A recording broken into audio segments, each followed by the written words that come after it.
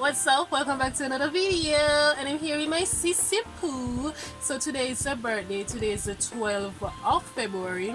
So we are going the best month of the year. Okay then, so we're gonna do ready now. So I'm going to film us getting ready. I'm gonna do fair makeup first, then I'm gonna do my makeup. So yeah, just keep on watching, and guys, remember to like, share, comment, and subscribe because the girl is back. She's back. Look at the boo on your nose. Oh god! So guys, for today's look, I'm using the Juvia Zulu palette, and I'm going with these three colors up here.